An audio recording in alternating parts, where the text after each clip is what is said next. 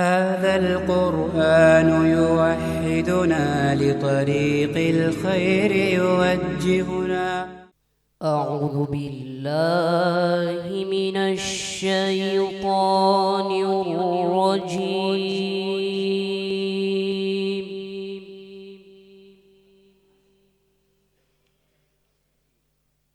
بسم الله الرحمن الرحيم.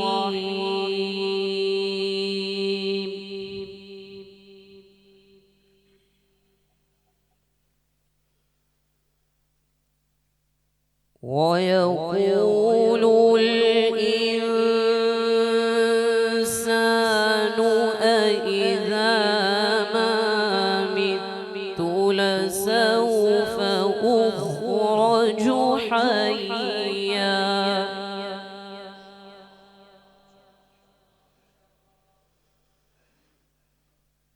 أولا يذكر الإنسان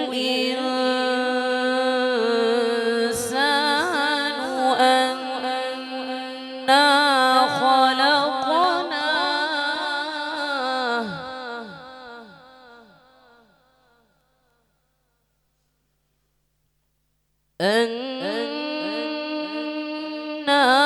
خلقناه من قبل ولم يك شيئا.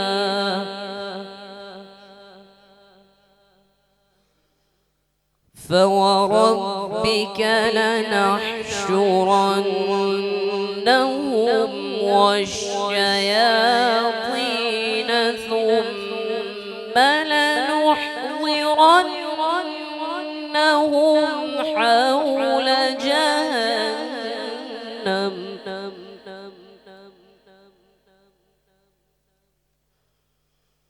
ثم لنحضرنهم حول جهنم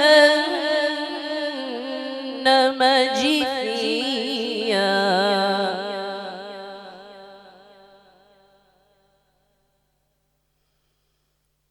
ثم لننزعن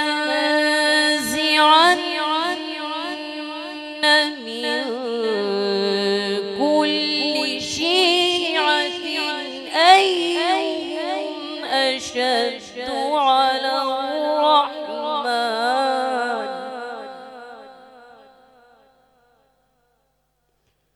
أيهم أشد على الرحمن عتيا.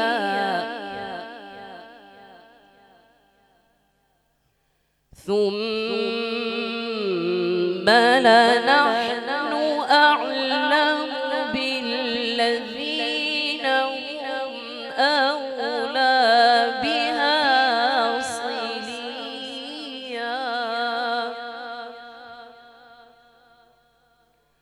وإن منكم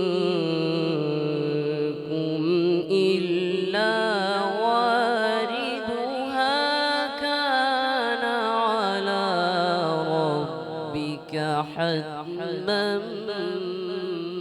مقضيا. صدق الله العظيم.